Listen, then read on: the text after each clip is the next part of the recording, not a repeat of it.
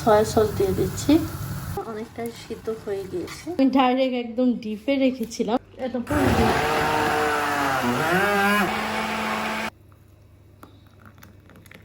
আমি ছোট ছোট কালকে হচ্ছে অ্যাকচুয়ালি গিয়েছিলাম ইতালিতে একটা সুপার মার্কেটে। তো এই নুডলসটা এনেছে, ইনস্ট্যান্ট নুডলস। এটা হচ্ছে বিফ ফ্লেভারের, আর এটা হালাল। বিফ দেখে আমি একটু ভাবতেছিলাম যে আসলে এটা কেমন হবে, বাট এই জায়গায় হালাল লেখা আছে। তো যাই হোক, এখন হচ্ছে এটা থেকে আমি রান্না করব।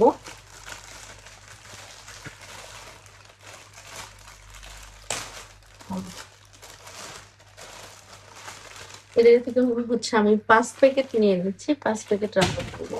প্রথমে হচ্ছে আমি তেল দিয়ে দিচ্ছি। তেল গরম হয়ে গিয়েছে, এখন দিয়ে দিব কুচি করা পেঁয়াজ।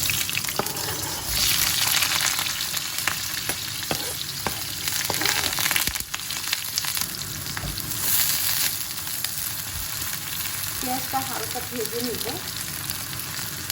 এখন দিয়ে দিব হচ্ছে কাঁচামরিচ। আমি এখানে বেশ কাঁচামরিচ দিয়েছি যাতে একটু স্পাইসি হয় সেজন্য।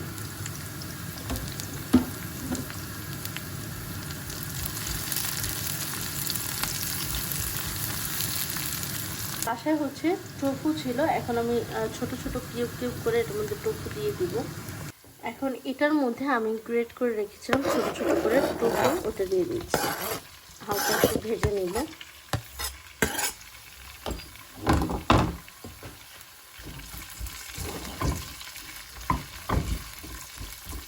তো টোফুগুলো হালকা একটু ভেজে নিব।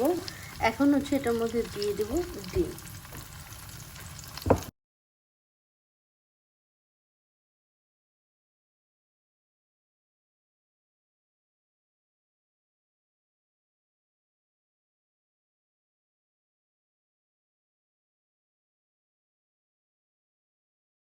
পেঁয়াজ ভাজা হয়ে গেছে, আমি পানি দিয়ে দিলাম।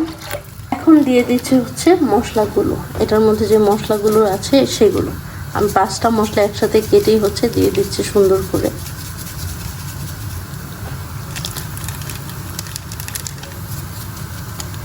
এটা হচ্ছে গরুর, ও মাই গড, এটা হচ্ছে গরুর মাংসের ফ্লেভার।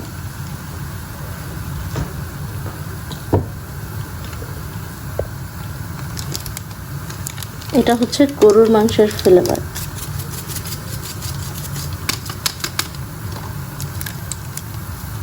আশা করছি খেতে খুব ভালো হবে আর কি।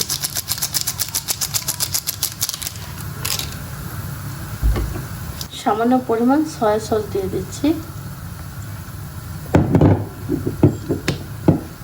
আর দিয়ে দিচ্ছি সামান্য পরিমাণ টেস্টিং সল্ট। এখন দিয়ে দিচ্ছি নুডলসগুলো, আমি এক একটা করে হচ্ছে দিয়ে দিব।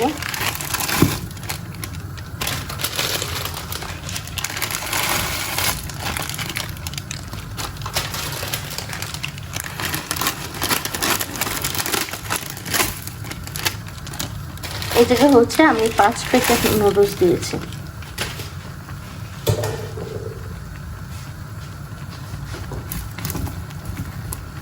সুন্দর করে হচ্ছে মিশিয়ে দিচ্ছি, উপরেরটা নিচে দিয়ে দিচ্ছি, আর একটা ঢাকনা দিয়ে হচ্ছে ঢেকে দিব।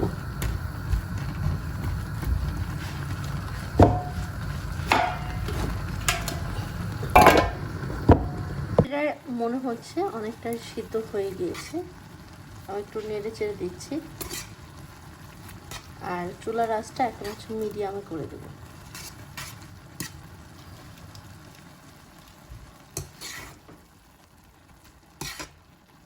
নিচে একটু পানিও আছে, মিডিয়ামে করে দিলাম যাতে হচ্ছে এই পানিটি সুন্দর করে সিদ্ধ হয়ে যায়। আর একটু কাঁচামরিচ দিয়ে দিচ্ছি।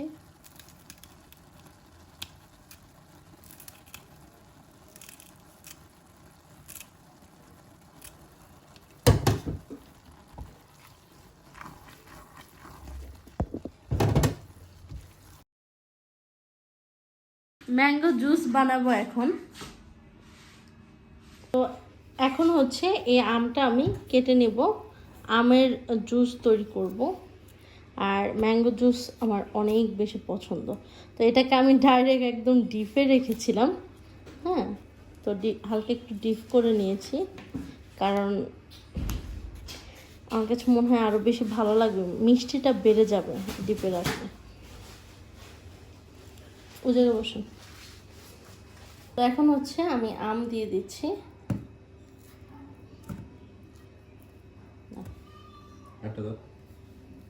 তাহলে আপনি এটা কাইটা খান, এমন করে একটু কাইটা তারপর আপনি খান। এখন হচ্ছে চিনি দিয়ে দিচ্ছি।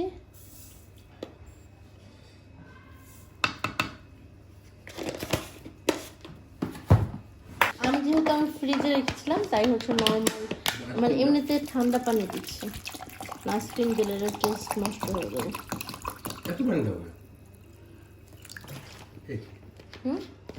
জুস হবে না? আচ্ছা, আজকে দেখা হয় কেমন হয় এটা।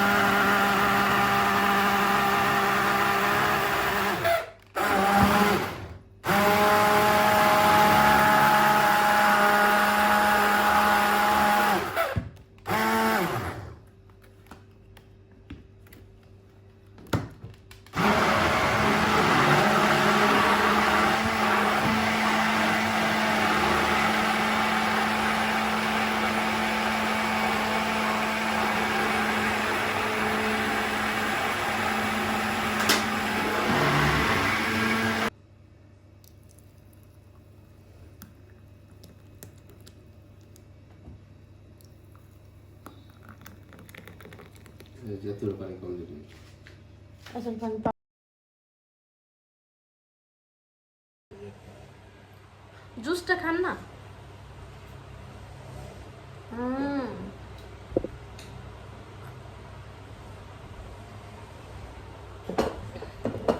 ভাই সেই কি জিনিস,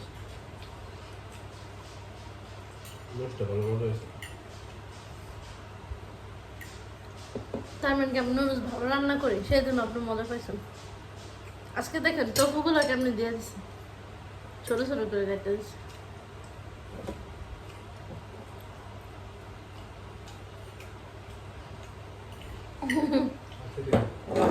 কারণ ওই দিন বড় হয়ে গেছিল, পরে তো মজাদার নুডলস রান্না করেছি। দিয়েছি হচ্ছে টোফু, আর হচ্ছে তার সাথে দিয়েছি হচ্ছে ডিম।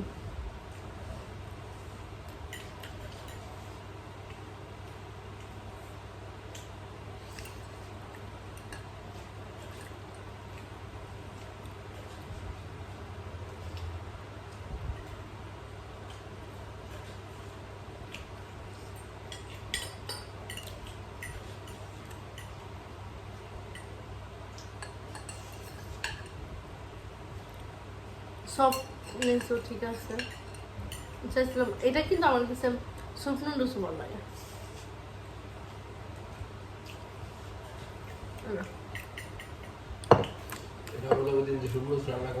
একটু ইয়া রাখবো, আজকে অনেক বেশি রান্না করছে তো, 5 প্যাকেট রান্না করছে, এই জন্য আর ইয়া করিনি, স্যুপ করিনি। কারণ স্যুপ করলে গইলা ঠুলে যদি যায়। হ্যাঁ, 5 প্যাকেট রান্না করছে, আমরা সবাই খাবো না, এই জন্য। কারণ পাপার বাসা আরও আছে, নিয়ে আসি, খাওয়া ফেলেন।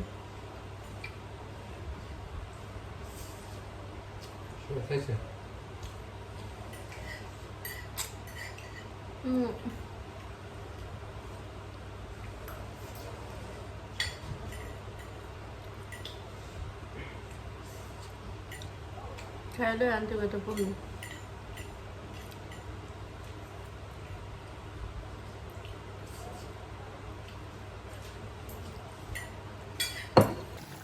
এই যদি হচ্ছে আমি আলু ভেজে নিচ্ছি, আলু ভাজা হয়ে গিয়েছে।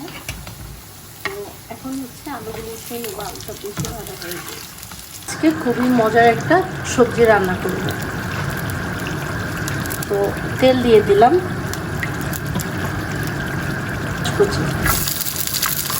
একদম ঝটপট রান্না করা যায়, খিচুড়িটা একদমই ঝটপট। তো পেঁয়াজটা হালকা ভাজা হয়ে গিয়েছে, মানে হালকাই ভাজা করে দিতে না। এরপরে দিয়ে দিচ্ছি কাঁচামরিচ একটু করে।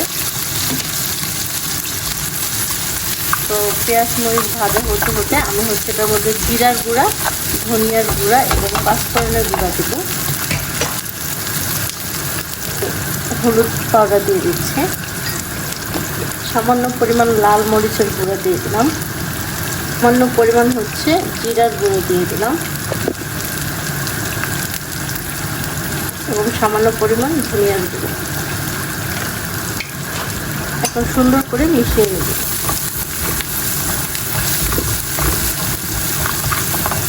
মশলাটা যাতে পুড়ে না যায় এদিকে খেয়াল রাখতে হবে। মনে করে একটু পানি দিয়ে দিলাম যাতে মশলাটা পুড়ে না যায়। আলু আর বেগুন ভেজে রেখেছি, সেটা দিয়ে দিচ্ছি। এখন খুব ভালো করে মিশিয়ে নেব আর চুলার আঁচটা মিডিয়ামে করে দেবো যাতে পুড়ে না যায়, কারণ পুড়ে গেলে টেস্টটা একদমই নষ্ট হয়ে যাবে। এখন ঢেকে দেবো, একদম চুলার জালটা কমিয়ে দিয়েছি। এই দিকে আমার গরুর মাংস রান্না প্রায় হয়ে গিয়েছে, আর একটু ঝোল কমিয়ে নেব, তাহলে হয়ে যাবে। আর এটা 5 মিনিট পর ঢাকটা খুলবো।